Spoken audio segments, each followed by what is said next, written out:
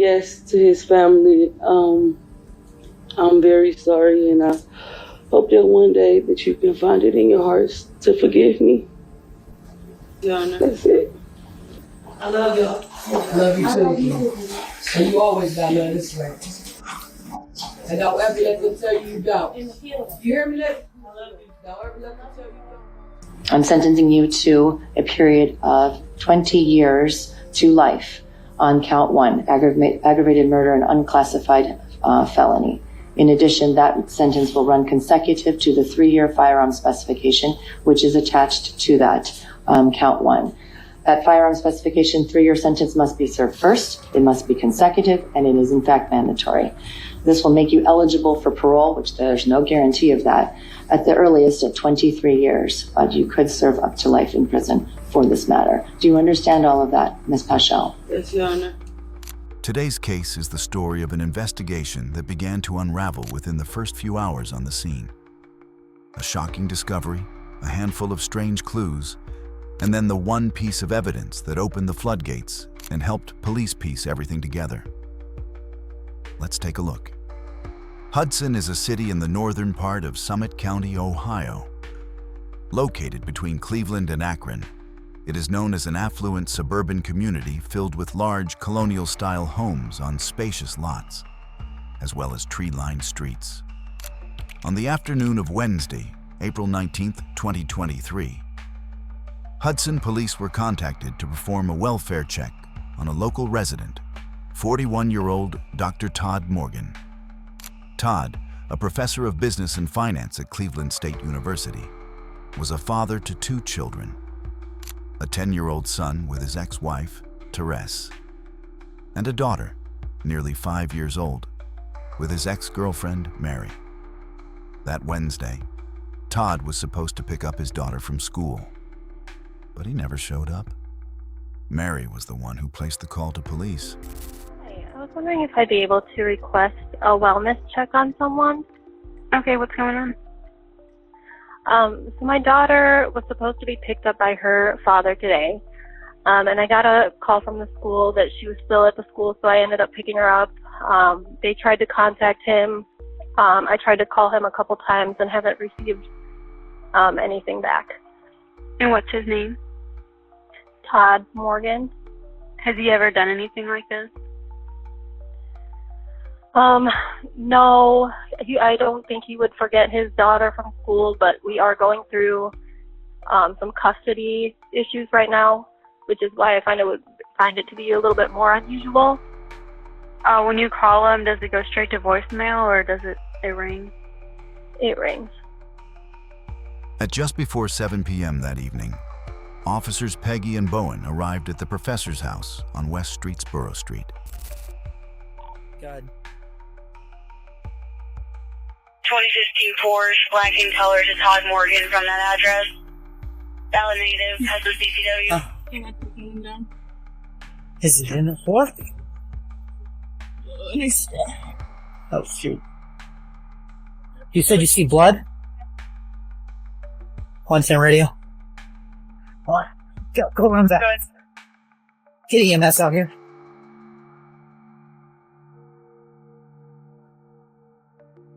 Oh boy. There's a lot of blood. Party looks to be, might have fell. Oh, okay. Oh, wow. Just inside the back door, the officers found Todd Morgan lying on the floor. He was wearing only his dressing gown and appeared to have suffered significant trauma to his head. The officer's first impression, based on the location of the visible wound on his temple, was that Todd might have taken his own life. However, despite shell casings nearby, no gun was visible. They initially thought it might be underneath him. Officers conducted a thorough sweep of the house to see if anyone else was inside. I don't see a weapon. I know. That's why I'm thinking something else. At the base of the stairs leading to the second-floor bedrooms, officers found another shell casing. It was the same caliber as the casings discovered near Todd by the back door. In one of the children's bedrooms, they found a piggy bank knocked over onto the floor. Nothing else in the room appeared to be disturbed. In the master bedroom, they found a messy scene. The bed was in disarray. Bottles of alcohol and other drinks were sitting out, and open condom packages were scattered across the floor. Hey, Sarge, do you want to, are we? Say it's pretty bad in there. Okay, so There's shell casings in the house all over, but okay. there's no weapon. Keep the okay. He's been sitting there for a while. That blood's dried up. Okay. Can you tell me What's that? It looks weird. While Hudson police tried to piece together what had transpired inside the house, one devastating fact was already clear. The father of two had passed away. The news would deliver a crushing blow to his family and friends. At just 41 years old, Todd had accomplished a great deal in his life. He received his bachelor's degree from Cleveland State University in 2005, earned his master's degree 1 year later, and went on to complete his PhD at Kent State University in 2015. He held positions as an assistant professor in Massachusetts and Michigan before returning to his alma mater, Cleveland State, just 2 years before his death. But Todd's greatest accomplishment and his greatest joy was his two children. He was consistently described as a dedicated and loving father. Many knew Todd as a well-liked, intellectual, and serious person. Though with his kids, he was always playful. He loved goofing around with them, playing video games, having dance-offs, going to the park, and taking them on trips. On the day he was found, his daughter waited patiently for him to pick her up from school, certain he would be there as he always was. After all the other children had gone home, it was her mother who arrived instead. Mary didn't know what to tell a little girl whose father had been such a central part of her world. And of course, at that moment, they still had no answers. So there's a male deceased at the back door. Looks like the back door looks like it was kicked from the inside. I have not gone inside the house. So he's laying on his back with a gunshot wound to the head at the back door, and it looks like the door was forced out, as in out to the door. So I'd like for somebody to come out and take a look. There's shell casings all over the place, and just to figure out exactly what's going on. Todd's autopsy concluded that he had been shot 7 times. Based on the stippling on his skin, one of those shots was determined to have been fired at close range. 2 of the 7 shots struck his left clavicle area, which the medical examiner believed would have been fatal within minutes. All 7 shots were fired from the same weapon, a 9mm handgun. The back door, next to where Todd was found, appeared to be broken. A piece of the door frame near the lock was missing, as though the door had been forced open from the inside. A broken piece of the lock was found on the deck a few feet away from the doorway. In addition to blood spatter on the inside of the door, police noticed bloody footprints tracked from the house onto the deck. The prints appeared to lead down the steps toward the driveway, where Todd's Porsche SUV was parked.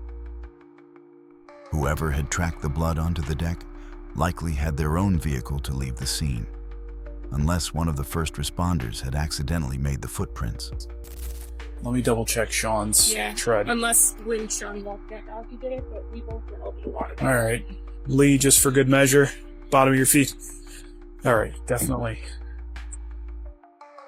Can I see your tread on your shoes? Yeah, definitely not you. Okay. There's footprints all over in the blood, and it looks like boots. So. I don't think it's Cassie's either, because her tread's... Yeah, it matches nobody's. Can I see the bottom of your boot real quick, please? No. Yeah, you're good. Can I see the bottom of your shoe? Please. I try to tippy-toe around. Wow. We just have there's. Officers established that no one present at the scene could have left the footprints.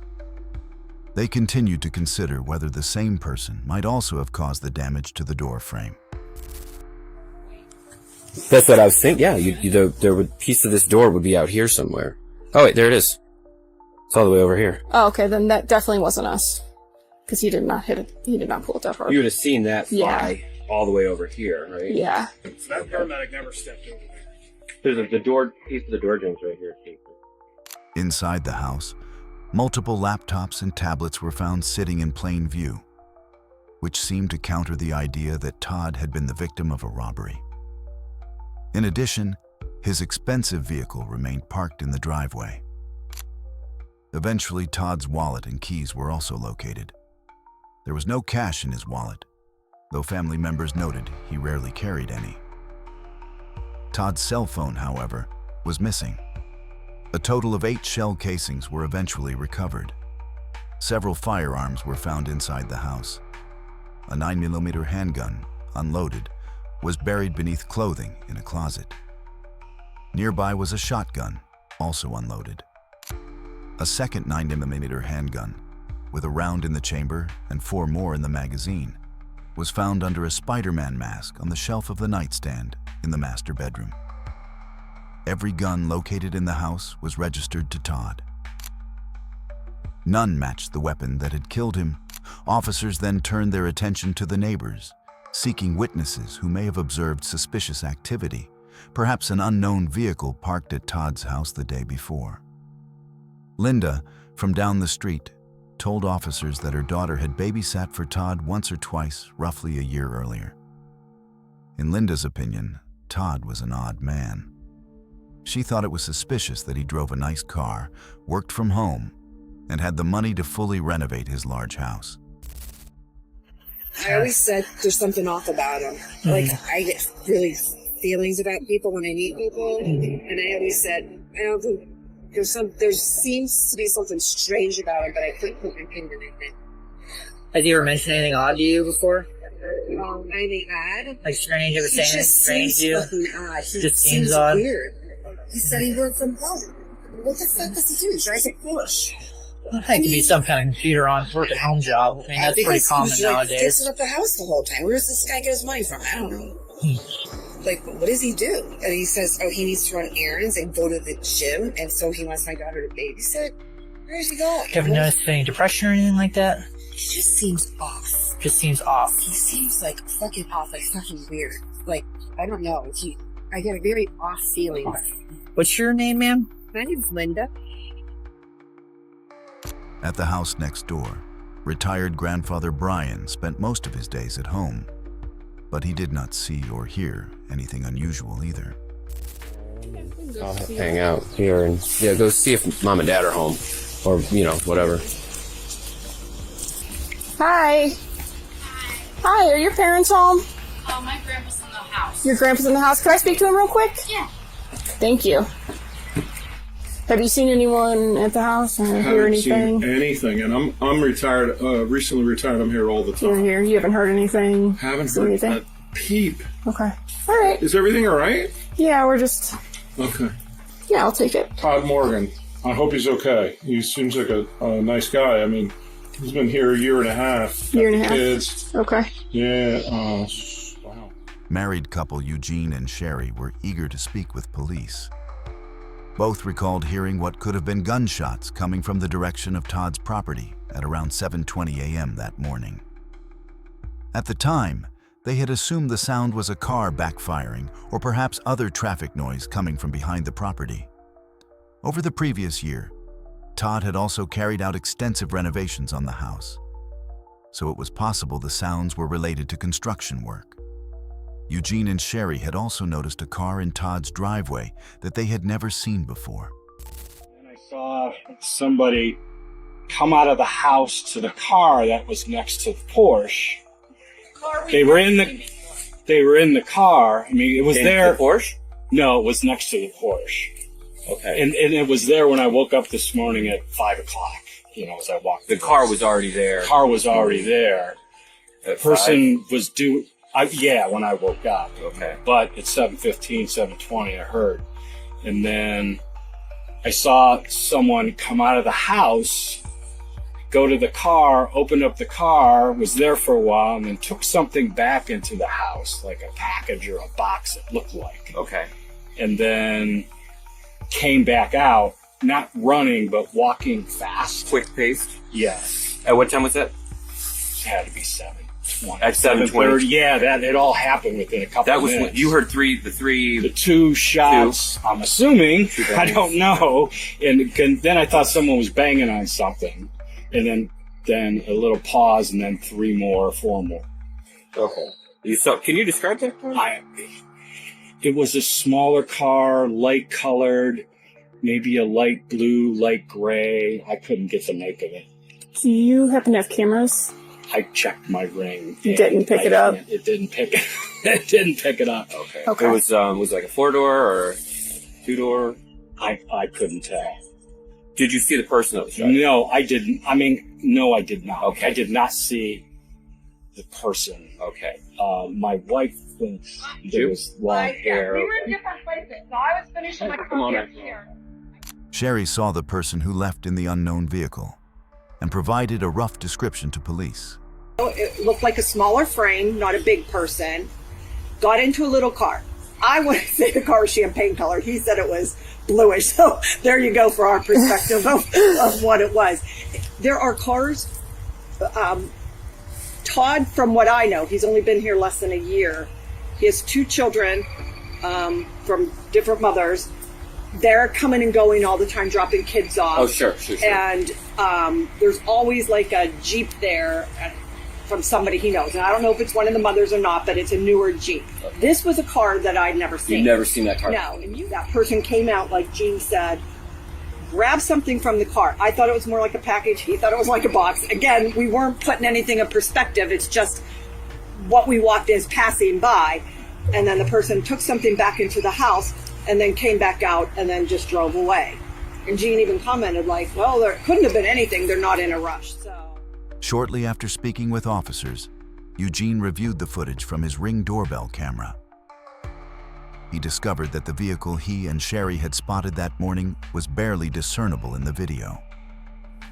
Like 10 to 7, the car is there? Okay. I don't know how to work this thing. But that. Okay, so that's the car. Yeah. I don't know if you're going to be able to see anything for that or whatever. Okay. I'll give this back to you. I'll go tell. Okay. I'm not sure how to. Yeah. And then it jumps to 7:30 and it's gone. And it's gone. Yeah. So what time is that? Right. 6:50. 50. Yeah. Okay. And then 7, it's gone. Yeah. Well, the next spot on here is 7:30. So there's a gap. Okay. And then it's gone at 7:30. Okay. Give me 1 second. Okay.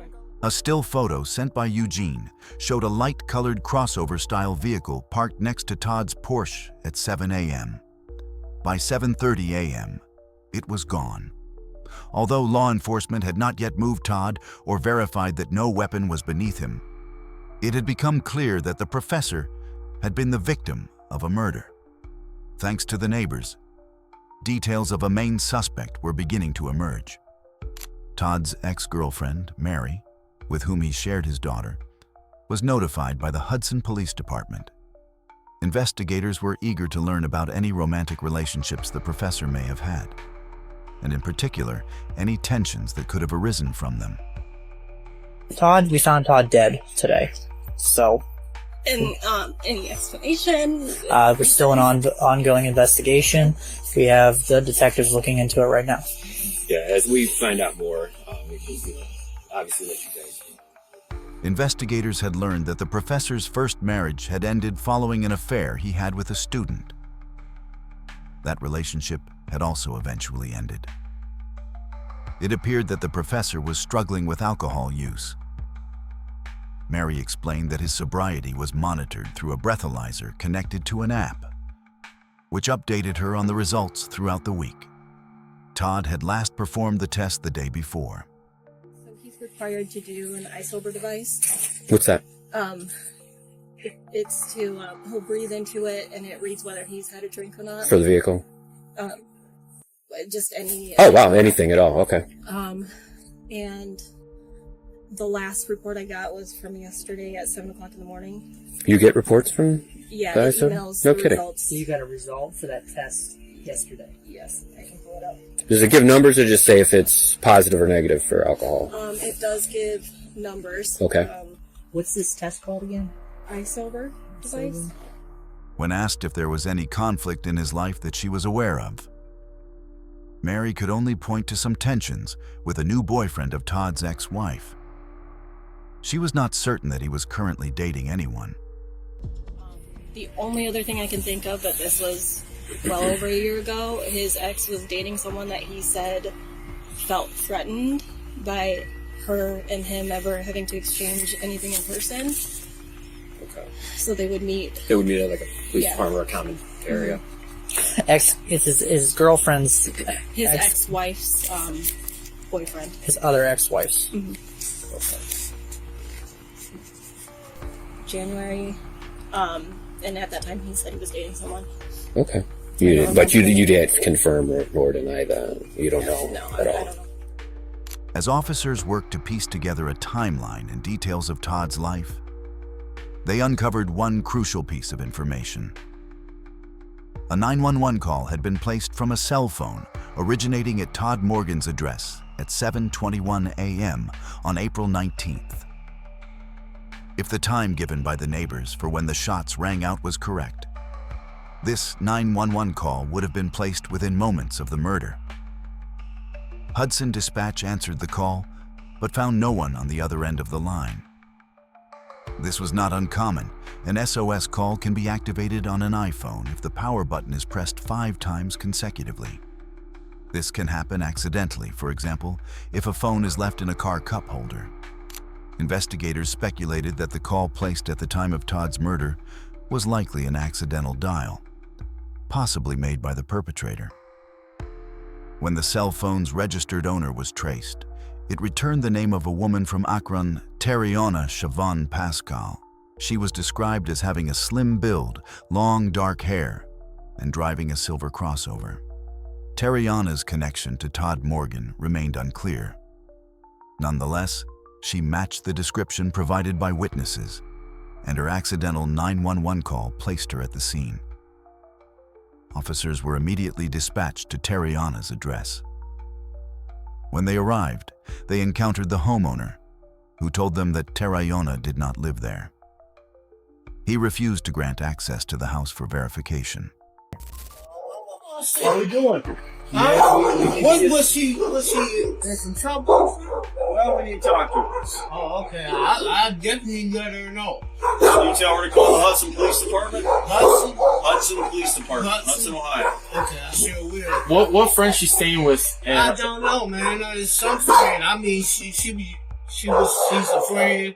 You know, look like a little girlfriend. You know, she's a young girl. I'm an older man, and I'm just getting my grandkids upstairs in the bed. Y'all think y'all gonna just walk through my dog house? Hell no. Ain't no Terreionna in here. Apparently he's saying that she's with one of her girlfriends in Garden Valley.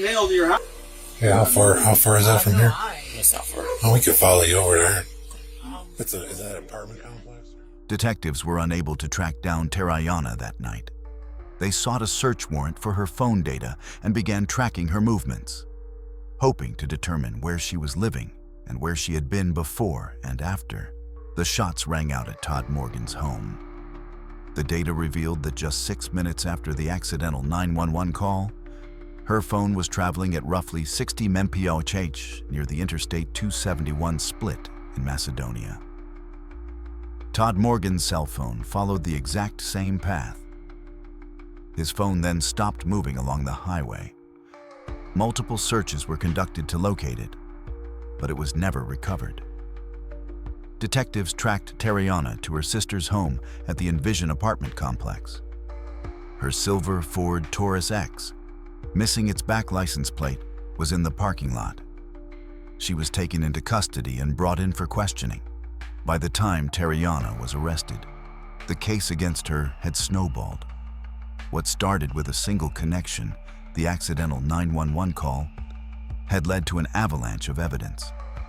A 9mm cartridge collected at the scene matched a firearm associated with an unsolved homicide from Cleveland in 2021. In that case, the main suspect was the ex-girlfriend of the victim and the registered gun owner, Terreionna Paschal. She had been questioned at the station regarding that case only days before Todd's murder. At that time, she had pointed the finger at another ex-boyfriend. Despite near certainty that she was the shooter in that case, there had never been enough evidence to bring charges. That would not be a problem this time. In addition to phone data placing her at the scene at the exact time of the murder, ring footage captured a vehicle resembling her Ford Taurus parked by the back door. Her gun was identified as the murder weapon. Investigators determined that the shoe prints on the deck were from a particular pair of Nike sneakers. And Facebook photos confirmed that Terreionna had worn those exact shoes only months before. Surveillance also showed her silver Taurus leaving the area that morning. Just days later, Terreionna switched devices and phone numbers. Law enforcement traced the change and continued to monitor her usage. On April 22nd, she searched, "Can police track my phone even if I remove the SIM?" and accessed multiple articles about Todd Morgan, including one titled "Hudson Murder Victim Identified as Cleveland State University Professor." She searched her own name in connection to the crime 41 times in the following weeks. Finally, her DNA was identified on a black and mild cigar found inside the house as well as on the condoms. Okay. I'll be back here in about 5 minutes, okay? Okay, you need anything? Are you okay? Okay. I'll be right back. Okay. When Terreionna sat down with detectives, she began by denying that she knew Todd Morgan. She also claimed she had never been to Hudson. Okay. You ever been to Hudson before? I think so. I don't recall. Okay. What about around April? Like, go to a lot of places. Okay. But you can't recall being in Hudson? No. Okay. So, your phone, why would it dial 911 on April 19th? In the morning, at April 19th, around 7:22 in the morning. My phone? Yeah. I don't know. Okay. I don't know why my phone would call. I didn't call nobody. You didn't call 911? No, I did not. Okay. I don't know. Did they say I called?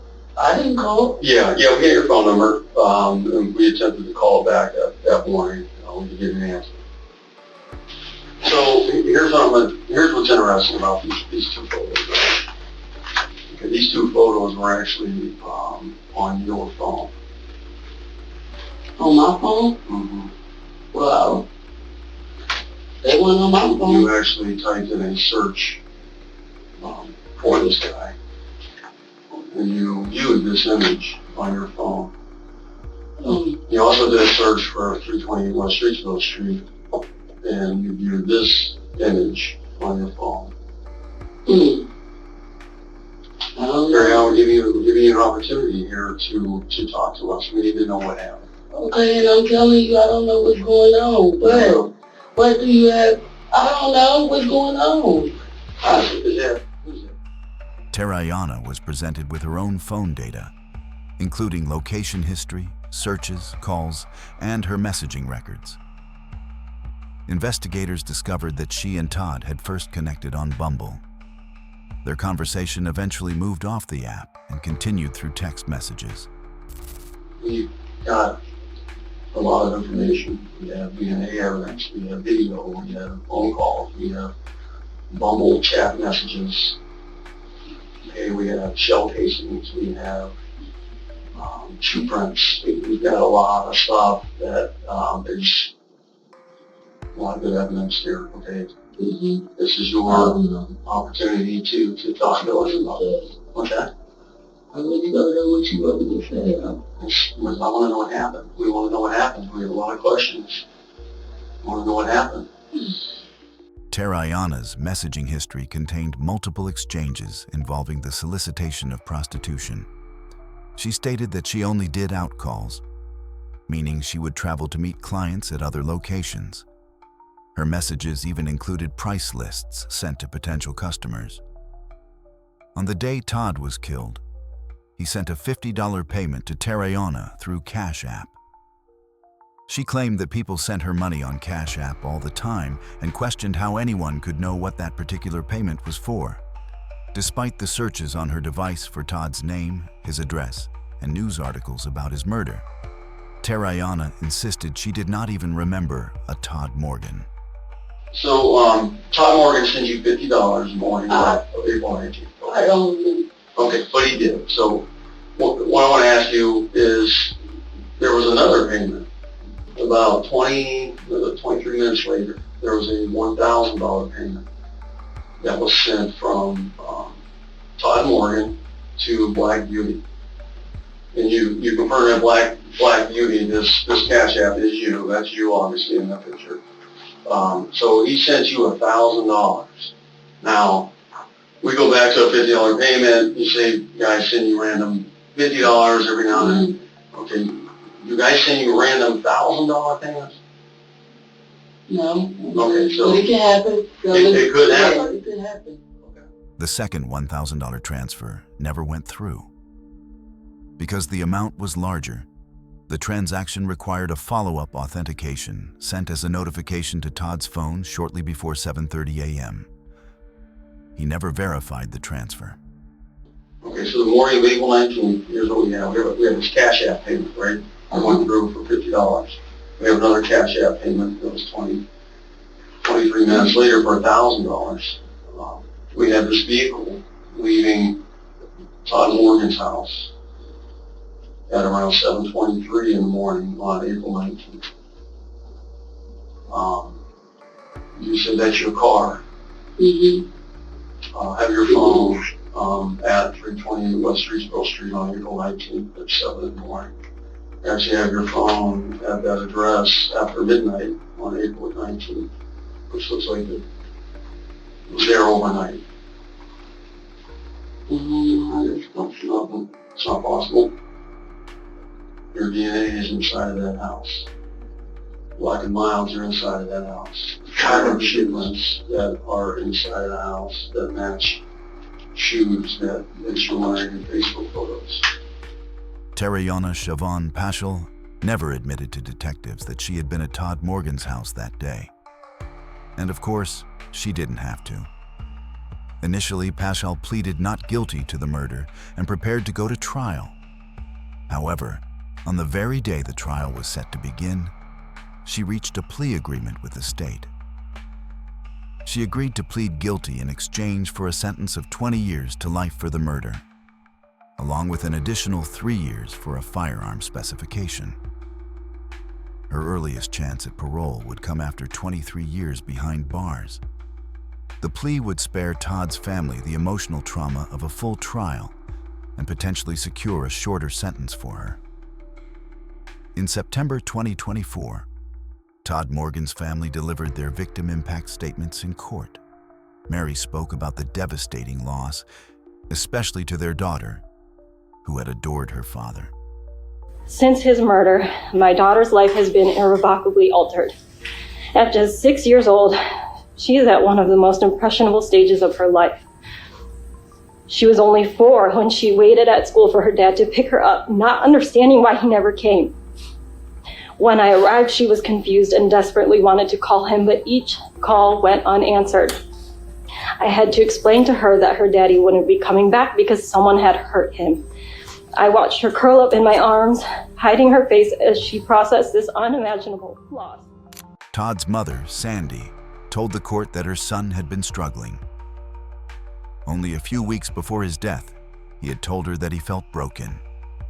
He had been trying to better himself, physically and mentally, by exercising, meditating, and staying healthy. Todd also told his mother that he believed his salvation was with God. But it appears that shortly before he died, he experienced a setback. And that misstep, however small, indirectly led to his murder. I'm Todd's mom. I always will be. Todd's not here to tell his story.